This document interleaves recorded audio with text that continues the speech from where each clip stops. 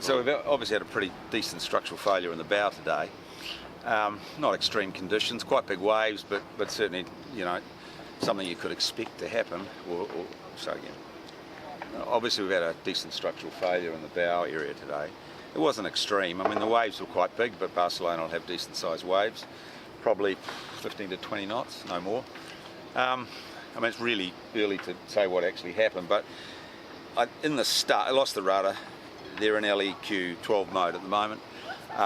Manual control, lost the rudder, stuffed it pretty deep, but it happens. Yep. And then it rounded up, and it looks like, just in the initial discussion with the designers, that basically the deck is creased, and then the side load on the compression of the starboard side has allowed the bow to come around as well and crush that. So, you know, who knows, but it could be just we need to put another ring frame in the front or in the bow area just to strengthen that whole area up.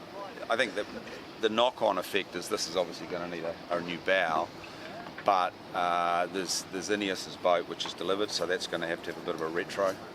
Our boat is the next one, and it's due here next week, and Alingi's next off the taxi off, and that's still in the yard, so we'll be able to just retrofit that then. So it's not ideal, but you know, it happens and we'll deal with it. So it's basically a new boat, we're doing new things with it, and we're finding those limits. Yeah, you're right, but then this isn't a pad I fell off the deck, you know, this is a decent structural failure, so I don't think we're doing anything with it extreme at all.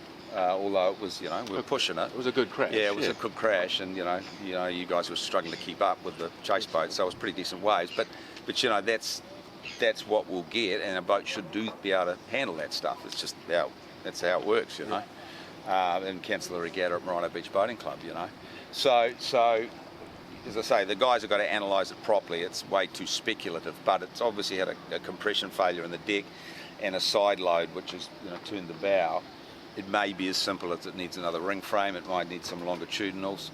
You know, but until we look at it properly, we can't be sure. Well, when it all happened, we got on site. First thing I was really worried about was if you righted the boat, and then we had rig load on our damaged chain plate in the bow, the rig was going to come down and then the boat was going to sink. I was very impressed with your damage control. Nobody rushed. Took your time and basically checked, are we taking on water? Obviously we had a bit of water in the boat, but not as much as I was expecting to see. Well, there's a bulkhead, a crash bulkhead, and everything was contained in front of that, so there was no water in the boat at all at any stage.